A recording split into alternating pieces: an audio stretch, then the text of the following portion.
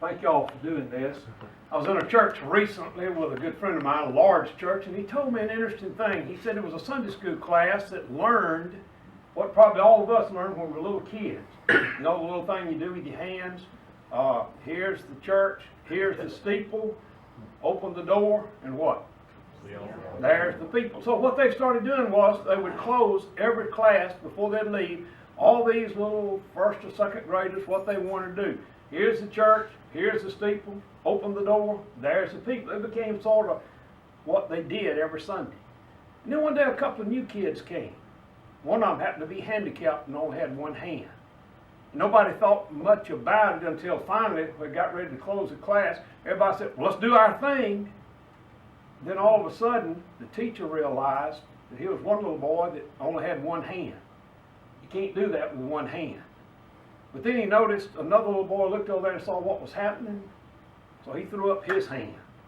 And the little boy with one arm and this little boy with two arms put their hands together. And they did, here's the church, here's the steeple, open the door, here's the people. And you see in a community there are always folks that have just one arm. Might be physical, might be mental, might be intellectual, might be spiritual, might just be one arm. Well, how do you participate with everybody else? Only when somebody else who has two shares one. And when you share together, everybody can live united and can do it. When you see something like this, I'm proud to live in Montgomery, Alabama. I'm proud to be a part of a company like this, who is the leader in the whole river region in United Way. Jimmy Lowder's daddy, Mr. Ed Lauder, had a profound influence on my life. And one of the areas that always lagged and never did anything was churches. He said, y'all do all the talking about what you ought to do, but churches don't participate. So I said, I'll try to do something about that. So Mr. Lauder's influence, I went back to Fraser and I said, we're going to be different. There are a lot of one hands out here, and we've got a hand. Let's put it up to it. And I was proud to say that Fraser participated 100%.